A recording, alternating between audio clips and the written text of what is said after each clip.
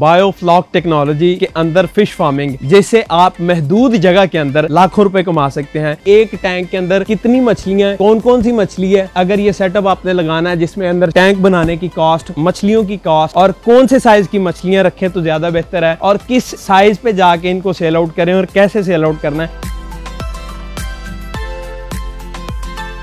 आप एक टैंक से 6 महीने में बासानी 1.5 लाख रुपया जोन सा है वो कमा लेते हैं। उर्दू पॉइंट की वीडियोस देखने के लिए हमारा चैनल सब्सक्राइब कीजिए और बेल के आइकन पर क्लिक कीजिए ताकि आप हमारी तमाम आने वाली वीडियो से बाखबर रह सकें। अस्सलाम वालेकुम, उर्दू पॉइंट के साथ मैं हूं अब्दुल्ला खान। नाजरीन, बायोफ्लॉक टेक्नोलॉजी के अंदर फिश फार्मिंग, जैसे आप महदूद जगह के अंदर लाखों रुपए कमा सकते हैं। एक कनाल की जगह के अंदर आप 25 लाख सालाना कमा सकते हैं। एक टैंक के अंदर कितनी मछलियाँ, कौन कौन सी मछली है और उसके बाद अगर ये सेटअप आपने लगाना है जिसमें अंदर शेड देखें आप, टैंक बनाने की कॉस्ट, मछलियों की कॉस्ट और कौन से साइज़ की मछलियाँ रखें तो ज़्यादा बेहतर है और किस साइज़ पे जाके इनको सेल आउट करें और कैसे सेल आउट करना है, वो तमाम तर डिटेल्स हमारे साथ मौजूद हैं। साद यूसुफ, उनसे पूछते हैं।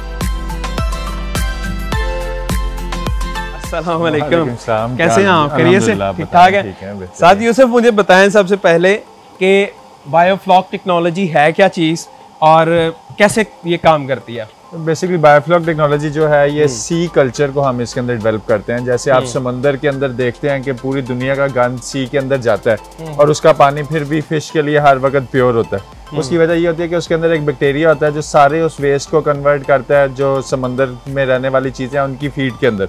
तो वही बैक्टीरिया हम इन टैंक्स के अंदर डेवलप करते हैं और 6 महीने हम इसका पानी नहीं बदलते और उसी गंद को हम कन्वर्ट करते रहते हैं फिश फीड के अंदर।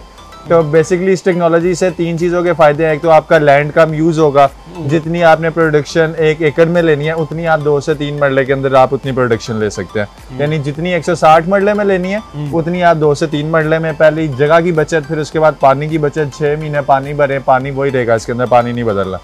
फिर तीसरी सबसे बड़ी बचत है इसके अंदर फीड की।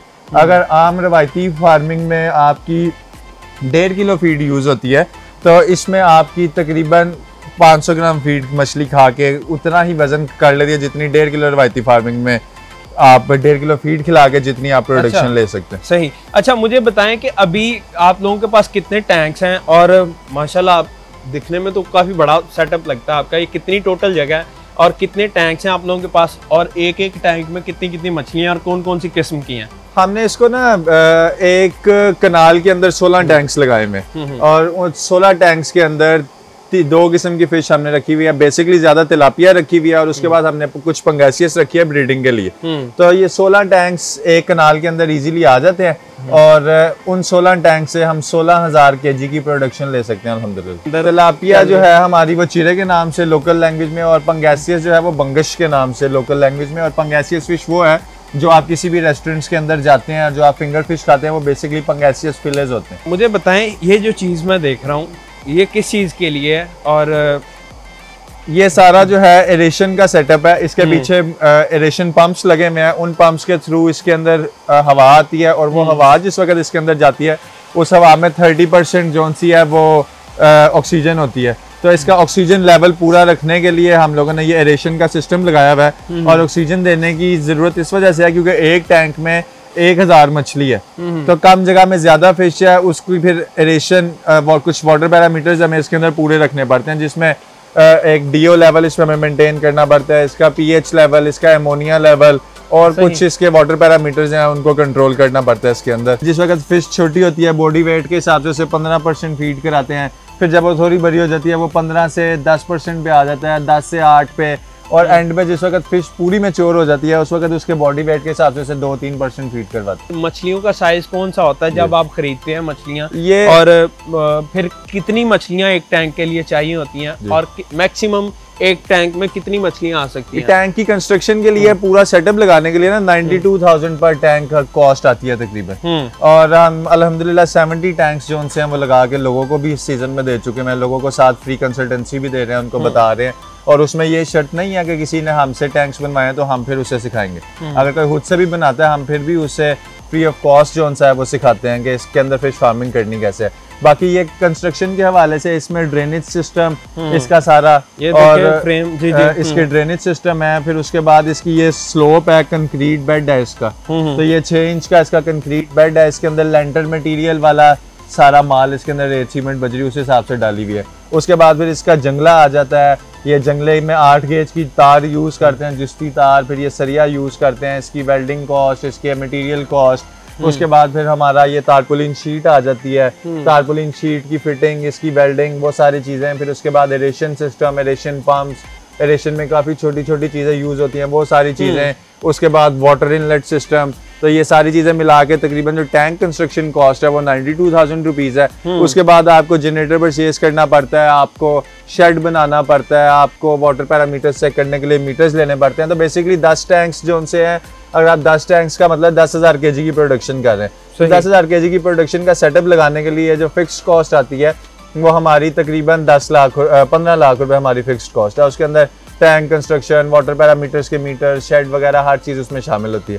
फिर उसके बाद उसके अंदर बच्चा लेके आने से और बच्चा फिश तैयार करने तक, वो निकालने के लिए 10,000 kg की प्रोडक्शन लेने के लिए 8 लाख रुपए से 9 लाख रुपया चाहिए।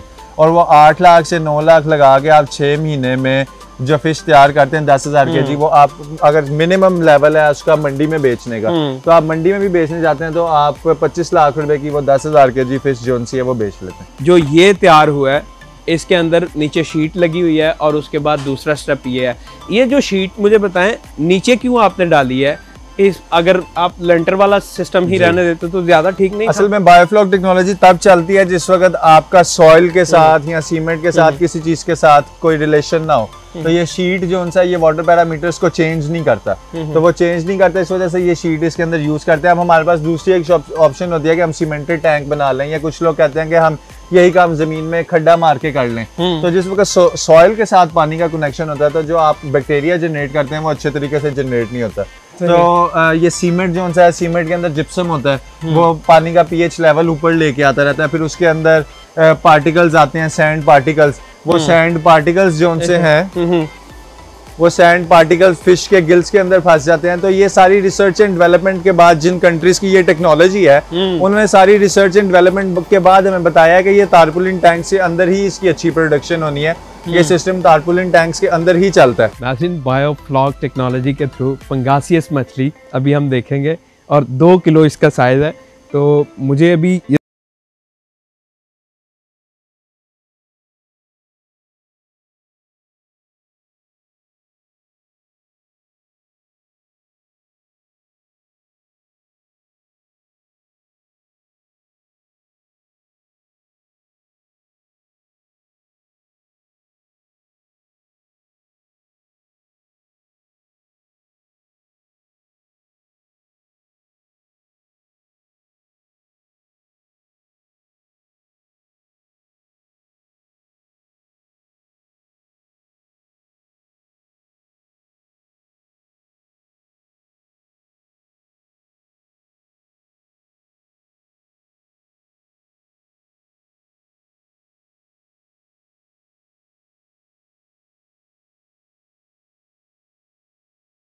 4 टैंक्स का एक ब्लॉक बनाते हैं, उसका ये ड्रेनेज सिस्टम है, कंट्रोल्ड ड्रेनेज सिस्टम है।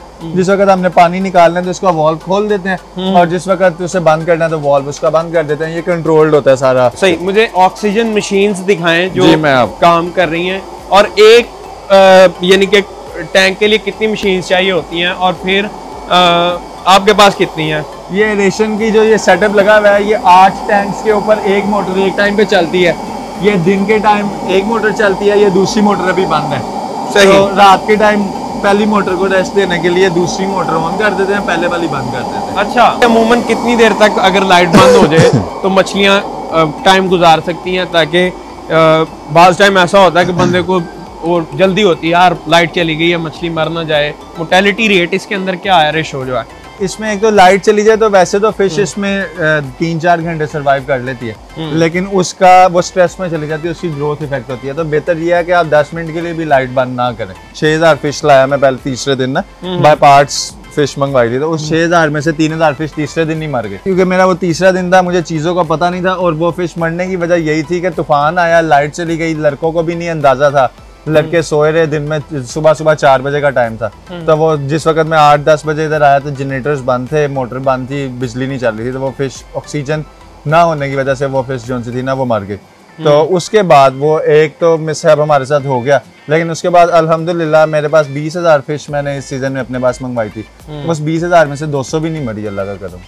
1% से भी कम हमारी मौत। मतलब पहले एक्सपीरियंस में आपकी 3,000 मर गई और अभी आपने 200 भी नहीं मरने दी। अल्हम्दुलिल्लाह। आज मुझे बताएं, इनको सेल आउट करने का क्या तरीका है? अगर आप मंडी में सेल करते हैं तो फिर कितना रेवेन्यू इकट्ठा होता है, प्रॉफिट कितना आता है? और अगर आप इसको रिटेल रेट पर करते हैं तो इसको क्योंकि लाहौर जैसे शहर में रहते हुए हमारे पास रिटेल की ऑप्शंस है, बाहर जो किसी दूसरे शहर में लोग करते हैं उनके पास रिटेल में सेल करने की ऑप्शन नहीं है।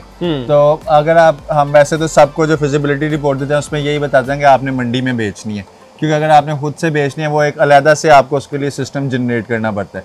तो अगर आप मंडी में भी बेचने जाते हैं तो जो फिश आपकी 83 रुपीज़ में या 90 रुपीज़ में तैयार हुई है पर केजी, आपको 83 to 90 रुपीज़ कॉस्ट आती है, वो अभी 200 रुपये से लेकर 300 रुपये तक सारे सीजन में रेट्स इसके चेंज होते रहते हैं, ऊपर नीचे जाते रहते हैं। तो आप एक टैंक से 6 महीने में बासानी 1.5 लाख रुपया जो है वो कमा लेते हैं। सही। अच्छा, लेकिन अगर आप इसको दूसरे तरीके से आप सेल आउट करते हैं, हम क्योंकि लाहौर में बैठे हुए हैं, हमारे पास लोग हैं पैसे खर्चने वाले और सोशल मीडिया को यूज़ करने वाले, समझने वाले, तो हम अल्हम्दुलिल्लाह 699 रुपये केजी बेच रहे हैं। इसको मैरिनेशन करके मसाला लगा के होम डिलीवरी देते हैं, घर में जाती है फिश और रेडी टू कुक, बस आपने उसे फ्राई करना। सही। उसमें डिलीवर भी आप खुद करते हैं, चाहे कहीं भी करनी पड़े? पूरे लाहौर में कहीं भी डिलीवरी देनी है, बेशक आप 1 किलो फिश मंगवा लें, आपको घर डिलीवर हो जाएगी। आप आज ऑर्डर देंगे, कल सुबह लड़के 4 बजे 5 बजे फजर की नमाज के बाद ये फिश पकड़ते हैं और 9-10 बजे तक हम उसे तैयार करते हैं और उसी दिन आपको डिलीवर कर देते हैं। और पूरे पाकिस्तान में मैं गारंटी के साथ कह सकता हूँ आपको कोई ऐसी फिश नहीं मिलेगी जो उसी दिन पकड़ी गई और वो आपके पास पहुंची हो। टेम्परेचर को आप मैनेज करने के लिए क्या करते हैं? ये कौन सी आपने पेपर लगाया हुआ है? 30 गेज की इस पे पॉलिथीन शीट लगा के से पूरा सील कर दिया हुआ है और इसके साथ हम सर्दियों में टेम्परेचर कंट्रोल कर लेते हैं। जी जी। और गर्मियों में हम ये ऊपर से ये प्लास्टिक शीट उतार देंगे और इसकी जगह फिर हम ग्रीन नेट जो है ना वो लगा देंगे। सही। तो जो रात को लाइट्स चलना लाजमी है इधर? आपने वो जो एलईडी लाइट्स भी लगाई हुई है? एलईडी लाइट्स इस वजह से लगाई हुई है कि किसी वक्त लड़का आता है चक्कर लगाने, वो लाइट ऑन कर ले, देख ले सारा कुछ ठीक है कि कैसे मामला स्मूथली चल रहे हैं। वैसे नॉर्मली फिश को रात को हम अंधेरे में ही रखते हैं। सबसे इम्पोर्टेंट चीज़ जो इनके पास ब्रीडिंग के लिए फिश तैयार हो रही है वो देखते हैं और उसके लिए हमें उधर जाना होगा, तो उधर चलते हैं हम। आज ये जो ब्रीडिंग के लिए फिश हम तैयार कर रहे हैं ना, ये अगर इसकी ब्रीडिंग और फार्मिंग शुरू हो गई पाकिस्तान में तो तकरीबन कोई 3 बिलियन की इंपोर्ट होती है इसकी, ये पंगेसियस के फिलेस की बाहर से 3 बिलियन की। और अगर पाकिस्तान में इसकी अपनी फार्मिंग शुरू हो जाए तो वो 3 बिलियन का एक तो लोगों को काम मिलेगा और एक्सपोर्ट जिस वक्त हमारी कम होगी तो ऑब्वियसली आपको आइडिया है कि करेंसी जो है वो हमारी कितनी बेहतर होती है। तो ये इसकी ब्रीडिंग आज तक ना होने की वजह पाकिस्तान में ये थी क्योंकि सर्दी में ये फिश मर जाती थी। तो क्योंकि हम सर्दी में अपना टेम्परेचर कंट्रोल कर सकते हैं तो हम लोगों ने ये ब्रीडिंग के लिए इसको अभी तक अल्हम्दुलिल्लाह शदीद सर्दी के दिन है हमने इसको बेहतरीन संभाल के रखा हुआ है। तो इसकी हम मार्च में ब्रीडिंग ले लेंगे इंशाल्लाह। तो इसकी ब्रीडिंग लेके तो फिर फार्मर्स को बेचेंगे इसका सीड, ताकि वो ये फिश जो हम बाहर से 800 रुपए केजी इंपोर्ट करते हैं, एक तो वो लोकल लोगों को मिलेगी सस्ते पैसों में, बोनलेस फिलेस लोगों को मिलेंगे और फिर हमारी इकोनॉमी उससे बहुत बेहतर हो जाएगी। फार्मर्स के लिए भी काम होगा, लोगों के लिए भी वो फिश मिलेगी। तो ये बेसिकली हम पहली दफा पूरे पाकिस्तान में इसको सर्दियों में बचा के बैठे हैं। अच्छा, पूरे पाकिस्तान में। सही। अच्छा, वैसे एक रिवायती कहा जाता है जो गाँव में लोग स्विमिंग पूल्स या इस तरह के फिश फार्म्स बनाते हैं, क्योंकि हम भी अक्सर कभी बात करें वो कहते हैं यार लोग बीच में कुछ चीज़ें फेंक जाते हैं, दवाई फेंक जाते हैं जिससे मछलियाँ मर जाती हैं। तो आपको इनसिक्योरिटीज का कोई इस तरह असल में ना वो जो लोग कहते हैं कि किसी ने कोई चीज फेंक दी, ऐसा होता कुछ नहीं है। बेसिकली वो वाटर पैरामीटर खराब होने की वजह से ऑक्सीजन कम, रवायती फार्म में बड़े पॉन्ड्स में भी हबस के दिनों में टेम्परेचर जो सा जून जुलाई उसका ऑक्सीजन लेवल जो सा वो जून जुलाई में कम हो जाता है, मछली मर जाती है। लोग कहते हैं किसी ने कोई चीज फेंक दी, तो ऐसा होता कुछ नहीं है। तो लेकिन वहां पे जो रवायती फार्मिंग में एक मसला आता है वो क्योंकि इतनी बड़ी जगह होती है उसकी सिक्योरिटी करना मुश्किल होती है। कोई बंदे रात को आए 3-4 घंटे में नेट मारा सारी मछली निकाल के ले गए। तो यहाँ पे हमें उस तरह की इनसिक्योरिटीज नहीं है, क्योंकि एक तो हमारी अपनी प्रॉपर्टी के अंदर 4 दीवारी बंद के अंदर है, फिर एक ये शेड है, और छोटी सी जगह के ऊपर मुझे एक एक टैंक का मैंने जो हिसाब रखा हुआ है, आप किसी भी टैंक में कितनी, अब हम इसको वैसे तो नहीं गिन सकते कितनी मछली है इसके अंदर, लेकिन मेरे रिकॉर्ड्स के अंदर एक एक मछली है कि इतना स्टॉक मेरे पास पड़ा हुआ। कैसे अटेंडेंट सुबह करते हैं रोल कॉल और फला मछली अगर निकालते हैं ना जो बाहर जाती है उसका फिर हम नोट कर लेते हैं, या मोर्टेलिटी हो गई है, इतने पीस मर गए हैं, इस साइज के मर गए हैं, फिर हर 15 दिन बाद इनका वेट करना, वजन करना कि आप एक मछली का वेट करते हैं, नहीं कोई 15-20 मछलियां वेट कर लेते हैं और उसको फिर उसकी एवरेज वेट एक हम निकाल लेते हैं कि एवरेज वेट इसका इतना होगा। अच्छा, इनको खिलाते क्या है? एक स्पेशल फीड है इनकी, अमूमन कहा जाता है जो बाहर फिश फार्म्स बने होते हैं रिवायती, उनके अंदर तो उनको चारा भी डाल देते हैं, बरसीम डाल देते हैं, बड़ी चीजें उनको डाल देते हैं, ये तो इनको क्या खिलाते हैं? बड़ा जरूरी है आपका ये सवाल है। ये बायोफ्लॉक टेक्नोलॉजी में ना हर्बीवोर फिश जो ये चारा चूरा खाती हैं, रोहू वगैरह, वो नहीं पाल सकते हम। इसके अंदर हम ओमनीवोर फिश जो सी पालते हैं, पंगेसियस ओमनीवोर है, तिलापिया ओमनीवोर है, जो चारा वगैरह भी खाते हैं और जो मीट भी खाते हैं। तो जो अगर हम वो हर्बीवोर फिश इसमें डालते हैं तो वो जो इसका फ्लॉक हम बैक्टीरिया के थ्रू बनाते हैं वो उसको यूटिलाइज नहीं करते, वो तो खुद खा जाएंगी फिर। नहीं, वो यूटिलाइज नहीं करती उसको ना, उस फ्लॉक को यूटिलाइज नहीं करती। तो ये पंगेसियस चीरा वगैरह ओमनीवोर फिश उस बैक्टीरिया को यूटिलाइज करती है और उसके ऊपर वो ग्रोथ लेती है। अगर कोई बंदा सेटअप लगाना चाहता है, सीखना चाहता है इनके बारे में, तो क्या उनको करना होगा और क्या आप लोग सिखाते हैं इसमें? तो कोई भी बंदा, मैंने आपको पहले जैसे बताया कि लोगों को, हमारा असल मकसद ही यही है कि हम लोगों को सिखाएं without any cost, without any charges. अभी भी अल्हम्दुलिल्लाह 2 लोग हैं जो पिछले 10-15 दिन से यहाँ पे ही आ रहे हैं, यहाँ पे ही रह रहे हैं और वो हर काम अपने हाथ से कर रहे हैं और सीख रहे हैं। हम उनसे कोई भी पैसे चार्ज नहीं करते। और उसके बाद जिस वक्त आ जाती है बात ये सेटअप लगाने की, तो सेटअप लगा के भी हम देते हैं लोगों को। हाँ, उसके अंदर हम जरूर चार्ज करते हैं। अच्छा। उसके सेटअप लगाने के लोगों से पैसे लेते हैं और वो भी हमने उसमें अपना, क्योंकि एक जगह पे जाना है और जाके सारा सेटअप इंस्टॉल करना है, अपनी टीम भेजनी है, तो उसमें हम कोई 15 से 20% जो सा प्रॉफिट मार्जिन हमने वो सेटअप लगा के देने में रखा हुआ है। मुझे मजीद चीजें बताएं, यानी कि इनका ड्रेनेज जो है ये फिर आगे कहाँ पर जाता है और उसको किस तरह यूटिलाइज करते हैं? और दूसरी चीज कि आपने इधर तराजू भी रखा हुआ है वेट चेक करने के लिए, वो मछलियों को चेक करते हैं या अपना करते हैं मछली खाने के बाद कितना वेट बढ़ा है? ये एक तो इसका जो ड्रेनेज सिस्टम है वो हमारे पास एक इधर पुराना कुआं था, तो वो कुआं वैसे तो खुश्क हो गया था, तो ये पानी इसका हम यहाँ तो वो कुएं में ड्रेन कर देते हैं, या हम इसका पानी अपनी फसलों में यूज कर लेते हैं, क्योंकि इसमें नाइट्रेट जो है वो बहुत ज्यादा होता है फिश के पानी के अंदर, तो वो फसलों के लिए बहुत अच्छा था। और ये वेट मशीन रोज रात को लड़के जो फिश निकालते हैं, हमें जो डेली ऑर्डर आता है वो फिश निकालते हैं, इसके ऊपर वेट करते हैं। कल हमें तकरीबन जो था वो 68 kg का ऑर्डर था, तो वो रात को फिर 3-1 बजे 3-4 बजे आपको बताया वो निकालते हैं, क्योंकि ये फिश जब तक पानी से बाहर आती है तो उसे 3-4 घंटे हलाल होने के लिए लग जाते हैं। सो आज का बिजनेस आइडिया था बायोफ्लॉक टेक्नोलॉजी। देखते हैं उर्दू पॉइंट। मैं हूं अब्दुल्ला खान, अल्लाह निगहबान। Thank you.